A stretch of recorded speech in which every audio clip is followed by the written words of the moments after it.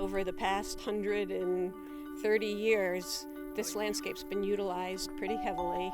The vegetation has been reduced, and as the vegetation is reduced, the water speeds increase, erosion occurs, and the stream cuts down.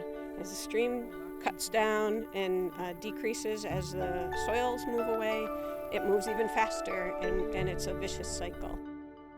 As temperatures are increasing, the temperatures will go up 2 to 9 degrees over the next 10 years or so. And as the temperatures increase, they expect 15% less rainfall too. This little tiny creek is a cold water source, and as temperatures rise, we need to protect those cold water sources.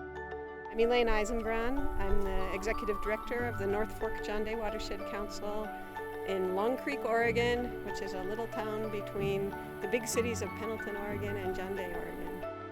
We've got the Oregon Youth Conservation Corps supported youth crew up here. They work for us through the Watershed Council, and they're building small diversions to slow that water down, catch some of the sediment as it bumps into the diversions, and rebuild that structure that used to be there.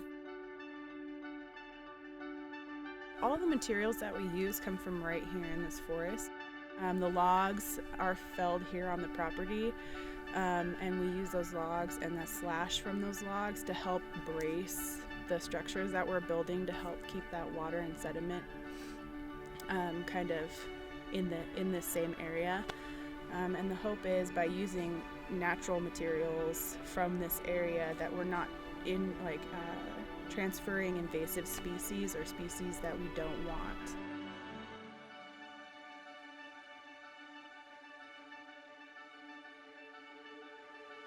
We pulled a lot of weeds. We went to a stream that we pulled weeds out of this gravel pit, and with them removing the gravel from there, they would take it to the stream that they were going to put it on, and if it would have had the weeds in it, it would have probably got along the banks of the stream, and that would necessarily just take away all of the natural vegetation, and the natural vegetation is what helps cool the river for our salmon.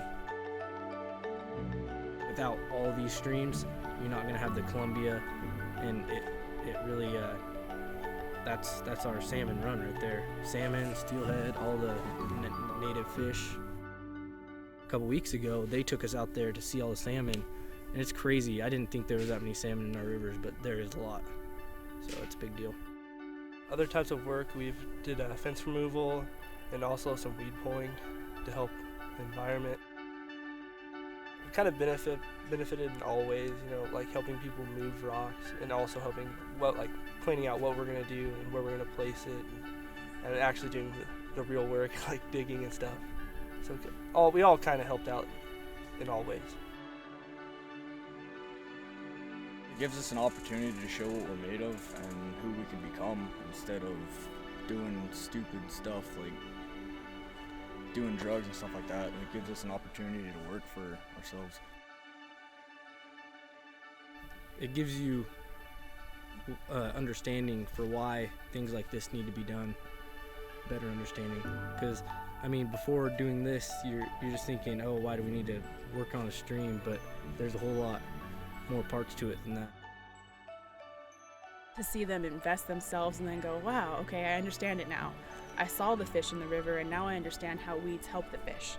Now I understand how putting fence up helps the river, and how that helps land, and how that helps fish, and how that helps everything. And when they start to connect it, that's really cool.